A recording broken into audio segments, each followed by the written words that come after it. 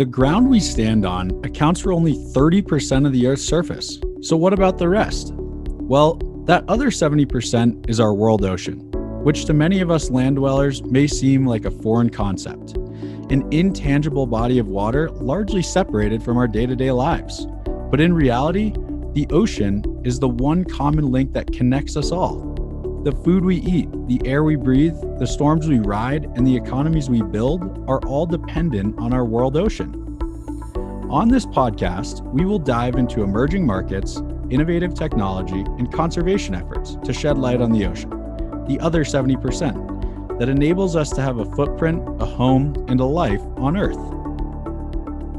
The other 70% is brought to you by Nortec. As ocean enthusiasts, researchers, and technologists, we are on a mission to make an impact through innovation, exploration, and activism above and below the surface.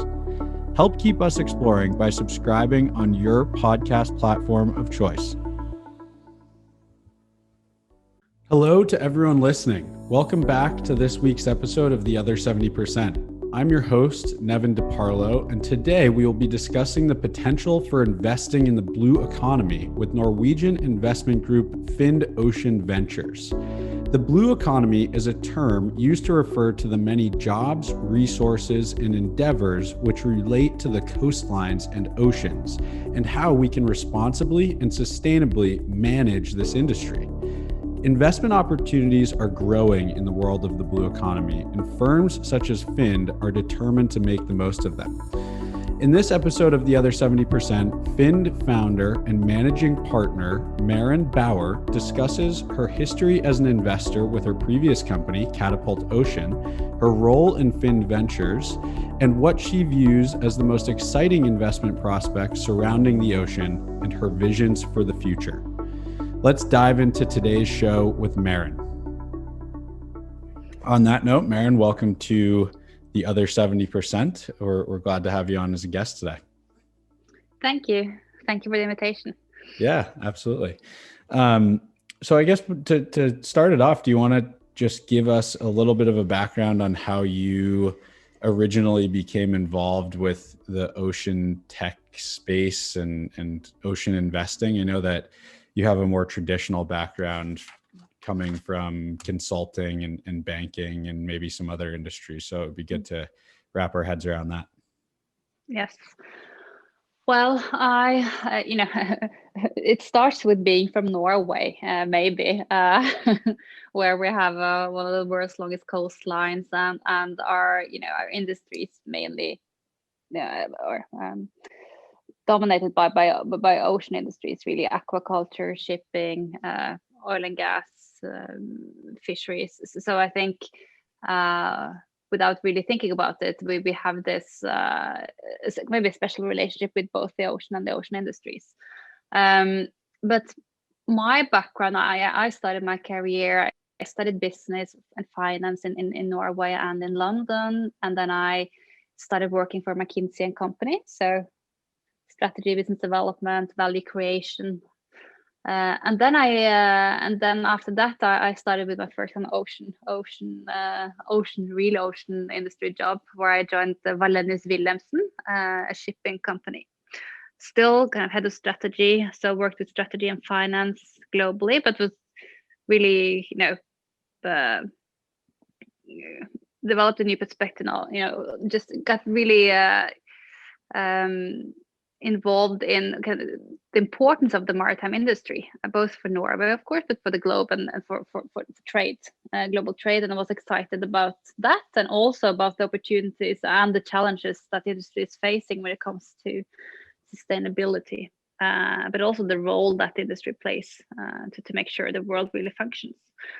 So that was kind of the first where I really dipped my toes into the ocean space, and I was there for several years before I joined Orkla, a fast-moving consumer goods company, leading one in the Nordics. And they, and food and ocean is also, of course, very closely linked. And in that role, I looked at the ocean, different parts of the ocean sector. So was exposed to more kind of the food side of it. And then I decided I wanted to leave the big or kind of the bigger companies and organizations and build something, and work also more directly with sustainability and investment and early stage companies. So I, together with 3 co-founders, founded Catapult Ocean, where the ocean and the blue economy became kind of all consuming, the main focus of what I was doing. And Catapult Ocean is an accelerator program and investment fund, seed investment fund, focused on the sustainable blue economy. And through that, we've invested into 30 plus companies now, early stage companies in the blue economy from close to 20 countries globally. And the reason for why we established Catapult Ocean was that we saw this huge opportunity in the blue economy to build and develop profitable companies that combine financial returns with positive impact, and that the ocean will play a vital role in providing food, energy, and other materials that we need in a sustainable way going forward. Yeah. And it sounds like you kind of the perfect storm in terms of you knew what your interests were in terms of business and strategy and business development, value creation, and then just being from Norway and being exposed to some ocean related businesses and industries that kind of led into your first venture at Catapult. And to backtrack for a minute too, I think something that's been a hot topic is, the terminology surrounding the blue economy, right? I mean, that's something that I've seen a lot of as well. And I think most people listening will probably assume that the blue economy just means any industries that are involved with the ocean in some way, right? So that could be shipping, it could be offshore energy, it could be aquaculture, but it's actually a bit more targeted than that, I think, in terms of what the focus is of the blue economy and the sustainable blue economy. Can you elaborate on that a little bit and explain exactly what that means?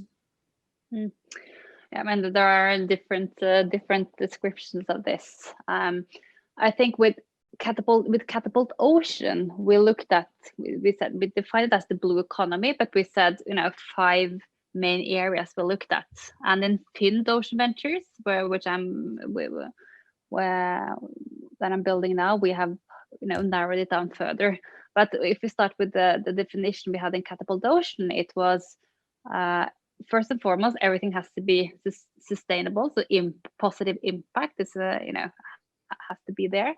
But then we looked at harvesting, which includes sustainable aquaculture, fisheries, really harvesting resources from the ocean in a sustainable way. Transportation, so shipping, as I said, but also more smaller boats, ferries, transportation, so on. Energy, as you also mentioned, and then also what we call new frontiers, which is more big data, analytics, sensors, some of the stuff that you with ocean health, which is both the kind of tackling the plastic and waste issue, but also solving some of the other challenges with acidification and other types of pollution in the ocean. So that's at least how we define it in Catapult Ocean. I know there are different definitions. Yeah, and I guess the transition, right? So you worked building Catapult Ocean for a few years, and then you transitioned over to now Fynd. And the way that I understand it is that Catapult was more of a venture focused company, early stage investing, and now you're focused more on Series A investing, right? So slightly more mature companies that are maybe already profitable and then high growth potential. What I guess pushed you away from some of the early stage investment interests to maybe some more mature companies with more growth potential? I mean, it's always, this is also quite the definition question as well. I think with Catapult Ocean, we typically invested at pre-seed Series A, so very early stage companies with no, maybe some revenues, but a couple of people in the team, and yeah, early stage companies. And then the reason for establishing Fynd now is that I saw there's really a need for a strategic investor that can invest in the companies when they reach Series A stage, and that stage is typically when they have revenues. They're not necessarily profitable, but they generate some cash. It's all about scaling and growing the company, but they have commercial traction, and they have solid proof of concept. And I saw that over the past years, there's been a lot of companies progressing from kind of pre-seed seed up towards Series A. And there's a need for a strategic investor that can support those companies hands-on. With Fynd, we want to take a role as a hands-on investor. We will invest in fewer number of companies. We will work more as a strategic partner to the companies to help them through the entire investment period. Whereas in Catapult Ocean, we invested in a lot of companies, and you have to do that when you invest at earlier stage as well, and to kind of diversify and de-risk more. And then we worked closely with companies for a 3-month accelerated program. So a kind of a different model, and both are needed, and it really supports each other. So now we're kind of, some of the companies that I worked closely with in Catapult Ocean could be, of course, relevant investments for us in Fynd when they progress a bit more. So it's really for me, it's a natural next step to continue to contribute to build the blue economy. Yeah, very cool.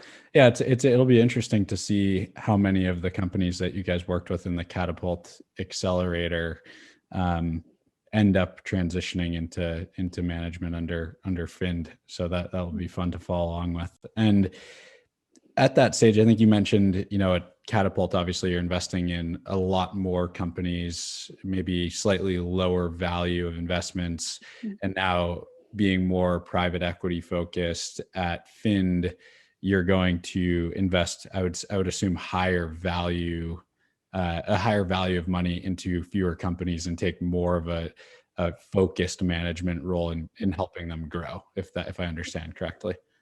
Yeah, that's right. And we're not private equity. We're still what we call venture growth, so the step before private equity. But yes, we will typically invest from $2 million and upwards, and we can also do follow-on investments. And in our first fund, we will invest in 10 to 15 companies and work hands-on with them in the entire investment period. So it's a different model, and the valuations of those companies are significantly higher than what we did in Catapult Ocean. So right. And in order to be able to support those companies really in a valuable way, we have our 3 partners in Fynd, but then we also have a group of principals that are senior advisors with strong sector competence, background from the either research or the industries we look at, that they're also part of our team and will take an active role in working with these companies. Right. Yeah, no, very interesting. And to put that in perspective, I think you had said at Fynd, you're planning to invest anywhere from $2 million and up in individual companies. And at Catapult, I think that the total value invested into the 30 different companies or 30 plus companies was somewhere in the ballpark of 4 million, correct? So moving forward, it'll be a much, much higher investment per company. Yes, much higher. Yes. We have also kind of narrowed down our investment focus. So our thematics that we look at now is smart, data-driven aquaculture. It's the future of ocean food, and it's other applications of ocean resources like health, nutraceuticals, and beauty. So we've taken out, compared to Catapult Ocean, we are kind of be more focused also on the thematics. Yeah, and I think that's a great transition point, because one of the things that I was interested in doing my research was, I guess, what pushed you to decide on which industries you would narrow the focus to from Catapult to Fynd? Because obviously there are maybe some industries like offshore energy, for instance, that may or may not really be included in the Fynd portfolio, but would have been in Catapult. So what pushed you towards the three main focuses that you fell on for Fynd? There's several reasons. One is that over the past years, I've looked at several thousand early stage startups in the blue economy, and where I see kind of most companies and also most potential in the more shorter medium term is within these areas from a venture capital investor perspective. If you look at offshore energy, many of those projects are very capital intensive and might require different funding mechanisms than a venture capital fund. The same with shipping or maritime as well. That some of the big transitions needed in that sector is really kind of new ways of propulsion, and are we going to use nuclear ammonia? It's really capital intensive projects. Or you have the more incremental improvements with but that's more kind of supply chain. It's not really ocean tech, I would say.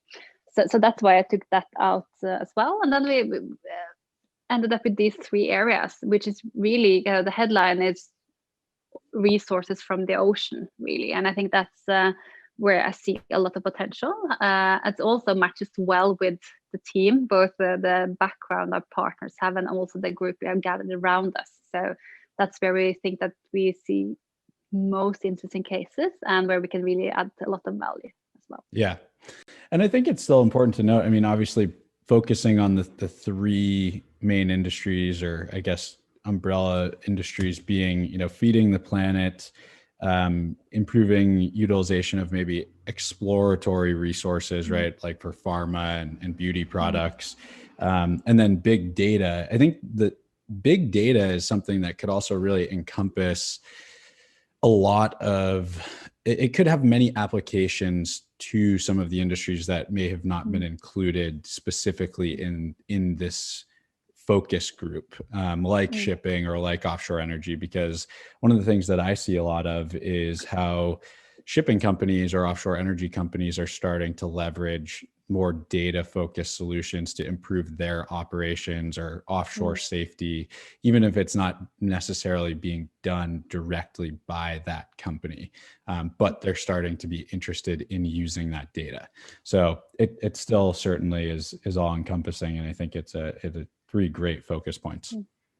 Yeah, and I think also on that, I think really one of the really exciting prospects going forward is how can we work more integrated across the different ocean sectors as well. With you see this kind of is still on the kind of on the drawing board, but project where you combine offshore wind generation with fish farms, and then you have salmon farming, but then you also have seaweed and other lower trophic species together, and that you really try to work across these ocean sectors. I think that's also a great potential here. And there, of course, the data, the big data, and how to manage that and support decision making.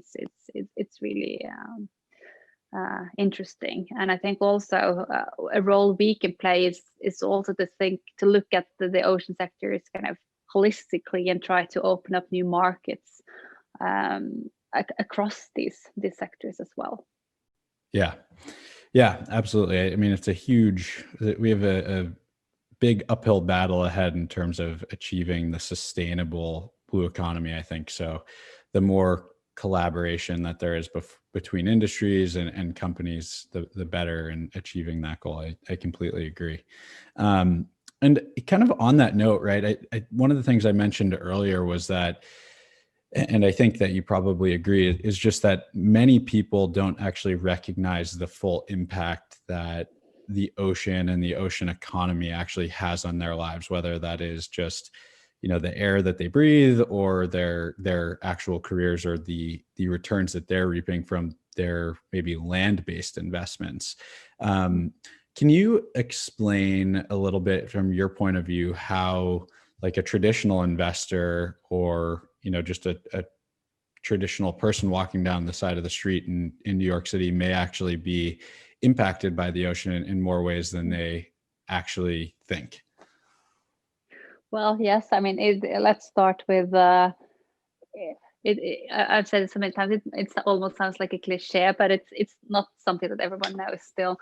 That the ocean provides us with at least 50% of the oxygen we breathe through phytoplankton and the photosynthesis.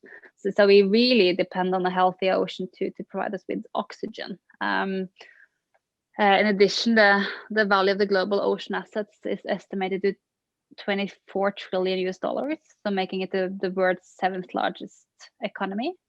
And I think 70% of our planet, which is the name of this podcast as well. The other 70%. And there are so many people that really depends on the ocean for food or for livelihood, and also we depend on it for recreational purposes.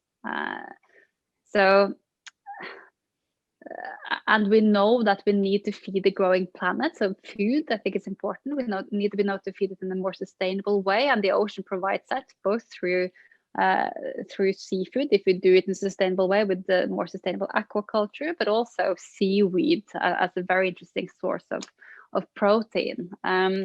So, I mean, aquaculture, as an example, represents 18% of the world's protein market today, and it probably will represent at least half by 2050.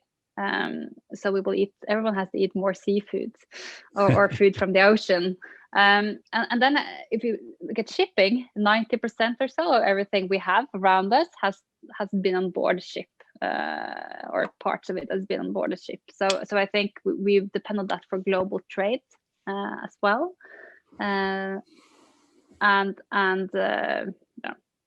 I think we came from the ocean as well, right? That's where life started. So kind of so many things there. But it also kind of bit out of sight and then out of mind has been.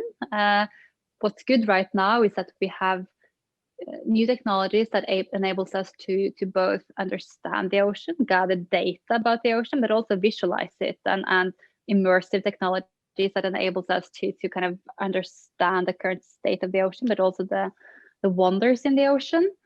And that has created, that's really increased awareness about the current state, but also the importance of the ocean globally, I think. So there's really now a great momentum right now, with more and more people understand that we need to do something. The main focus has been on plastics in the ocean. So a lot of people, everyone knows about that issue, but that's really the tip of the iceberg when you talk about challenges in the ocean. And I think, but with the current momentum and the current attention, hopefully that will act as a prism into other ocean challenges as well. And then I really think that we need to, it's important to focus on the challenges, but we should also focus on really the opportunities here, and create excitement about the opportunities in the ocean, both for young professionals, for researchers, for smart people to look at the ocean industries, but either to develop, start new companies to solve some of the challenges there and build successful companies, or to join existing established industry players. I think in Norway, where we have so strong ocean industries, it's still some of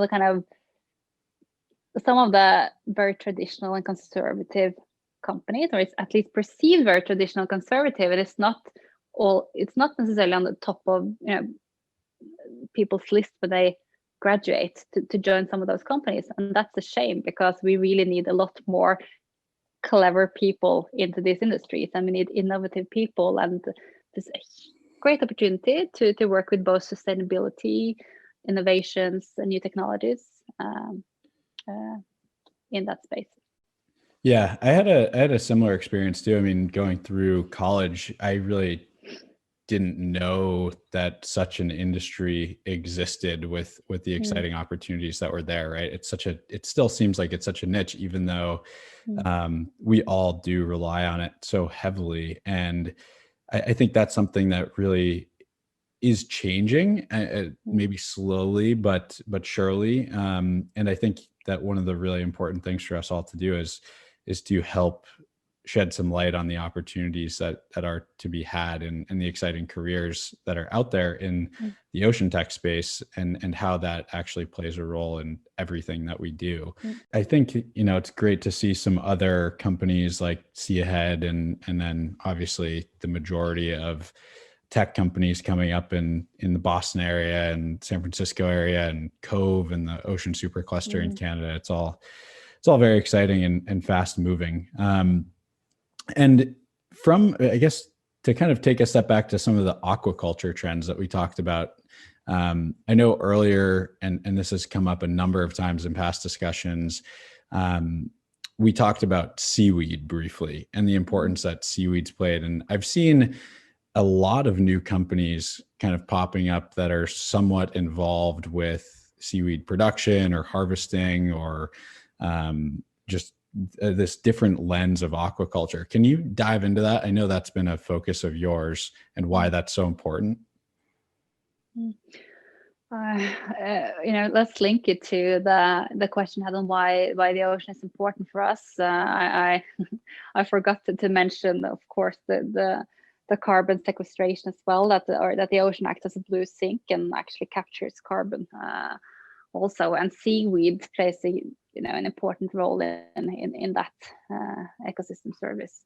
So seaweed, the global seaweed markets are projected to grow 12% per year towards 2024, and that's mainly driven by human consumption. In Asia, they're already kind of ahead of us. They use seaweed a lot as food, but seaweed also has the potential to be not only human food but also feed, and to use for biofuels, and also to as nutraceutical products, and so on. And it can play a very important role in reducing our meat intake and develop new products that have lower CO2 footprint for us.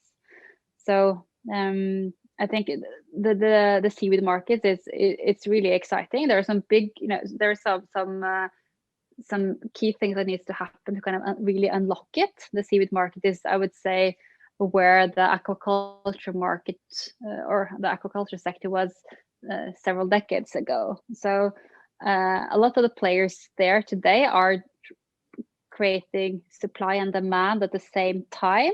So they're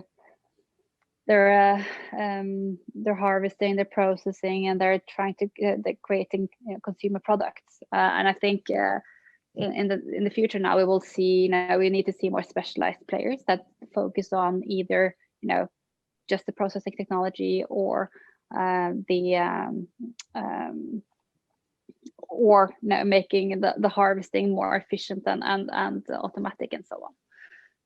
But that's really a lot of potential here for new technologies to support that development of that sector, and it also needs to be supported by regulatory changes and also more different ways of funding. So for us in Fynd, when we look at seaweed, I think our role will be to look at, okay, what is there any processing technology or any harvesting technology that can be really scalable and could be fit for our type of fund. But in addition, the seaweed industry also needs different types of funding. Very interesting. And from there too, for you personally, I guess you could answer this question from a few different perspectives, but what has been sort of the most exciting lens or industry associated with your investments at either Catapult or what you guys plan to do at Fynd? I think Seaweed is the potential there is extremely exciting. I think what are we going to eat in the future, and seaweed will play a role there. Low trophic species, lab grown, and also new ways of doing aquaculture. So I think of the whole food space when we need to feed the 10 billion people planet, and the ocean can play a vital role in this. That's I think that's personally something that feels really rewarding to work with, and has huge opportunity. And for me, it's kind of a very good example of how we can combine impact and profits. Yeah. So the food. Yeah, I mean, it's certainly a good space to be involved with. I think that the quote is that the ocean-based economy is expected to grow at twice the rate as the conventional world economy by 2030, right? Or double in size by 2030. So yes, that's right. And also the sustainable ocean food business opportunities are estimated to be worth $345 billion in 2030. So I think it's just it's a massive growth expected, and we need to leverage new technology to make sure it happens in a sustainable way. Yeah. And there's many challenges ahead, I guess, and lots of opportunities to invest. And do you have any advice, I guess, to maybe new companies coming into the space, or younger investors looking to get involved with the ocean tech space, as to how they should get started, or where they can look for resources or raising capital, or how they invest? If we think about investors or angel investors, people want to. I think good place to start would be to follow some of the incubators, accelerators. Catapult Ocean. There's Hatch, an aquaculture accelerator. There's Sustainable Ocean Alliance. I mean, follow some of those accelerators out there that already have done the proper mapping and screening job, so you kind of piggyback on their due diligence.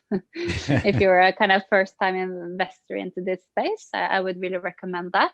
And then you can be a co-investor potentially with someone who really are strategic and knows the space. And then if you want to invest more, I mean, to invest through a fund, of course, is also a good way to do that and get that diversification. It's high risk to do direct investments into early stage companies.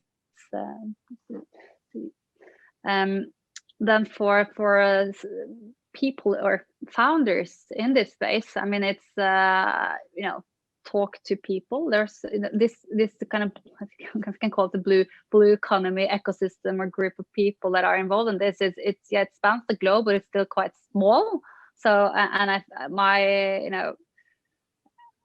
my experience is that people are really willing to help and support and make introductions and cheer for each other and support each other. And I think it's really needed to collaborate here to together take out all this potential. So I would say really be out there and ask for support and help, and you'll get it.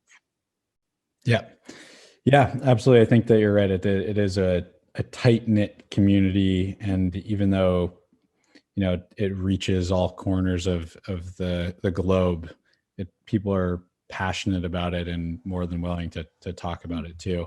And for you as a founder, what have been, I guess, some of the biggest challenges for you? I mean, in general, and also working in the ocean tech space, what has kind of been the most difficult roadblock to overcome? What we need to raise capital for Catapult Ocean capital, and for Fynd. It's a lot of capital out there and interested investors, but it's this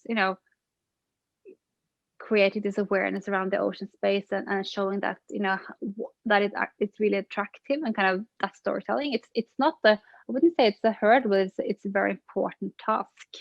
But that's also really, I think, the fun part of it, because I think it's very easy to convince people with you know, you have the data, you see the data's there, and then but it's an educational role we play as well. And the industries are still quite, I would say, you know, it's still quite conservative. So I think especially for some of this, you know, for our portfolio companies, it's really important to support them in the business development process, and introduce them to new customers and so on. I think a big chunk of the established industry players are not that used to working with startups and testing new solutions and so on. And it's really a role we play here as well to kind of normalize that and support them on how they best do that. And not all of them are willing to do it, because not necessarily that forward leaning, right? But there are some really good exceptions, and I think it's really improving. But I think that's really an important role we can play as well, to help them, and to also help the small and the big to work together. So that's really a hurdle to be overcome, but it's really improving. Yeah, absolutely. To kind of finish it off, we talked a lot about, you know, opportunity to sort of transform the industry, right, and bring more attention to it. That's what we're trying to do with this podcast, and that's really been your goal at Catapult and now with Fynd. What do you think the three biggest factors are, and I guess the three most important initiatives are for you, and then maybe for other companies involved in the space, to make the sustainable blue economy a reality? And I think, you know, maybe a reality in the relative short term, by 2030 or 2050? Get a lot more capital into the space through the whole, you know, from pre-seed, seed to Series A to growth to up to, you know, through all the stages. That's important. Both private capital, like we represent, but also different sources of capital. The second is to really get, you know, attract the best talent to the ocean industries, both the established players, but also to startups, and to get, you know, the smartest people to start companies or develop solutions. The last one, I think, would be to continue to push and challenge the established players to improve their focus on sustainability, and increase the focus on sustainability, and make use of new technology. Yeah. It's broad, but I think, you know, those three needs to go hand in hand. Yeah, absolutely. I mean, it's broad, but it's we have a big challenge to face, so they kind of have to be broad, I guess, right? Yeah. Well, Maren, I really have enjoyed sitting down and talking to you in the last hour or so. It's been great to kind of broaden my horizons a little bit. I'm not really very familiar with the investment side of the blue economy and the ocean tech space, being involved more at a direct business development level within Nortech. But it's really interesting, and it's amazing to see what you've grown with Catapult, and now what you're going down the road with Fynd. And I'm excited to follow along. Is there anything else that you want to tell the audience, or maybe let them know how they can follow along with everything you guys have going on? I would say for us, it's really, we are on, you know, we are on LinkedIn, and that's where we share most of the stuff we do. Follow Fynd, follow Sustainable Ocean Alliance, Hatch, some of those investors that have a broad portfolio in this space, because then you can get exposure to a lot of what's happening. Yeah, that's great. And we can include links to everything for Catapult and for Fynd in the show notes as well, so that people can follow along with that directly. And we look forward to hopefully talking with you again in the near future, after you guys have gotten Fynd more off the ground. And it's been great having you on. So thanks for being a guest again, Maren. Thank you. If you are interested in learning more about Fynd Ocean Ventures, we suggest you check out their website at fyndventures.com, linked in the description for this podcast. We hope you enjoyed this episode of The Other 70% with Nortec. As always, we are looking for new ways to bring together those with an interest in our blue planet. Tune in again later this month to hear more from inspiring entrepreneurs, technologists, and activists who are building the blue vision for the future.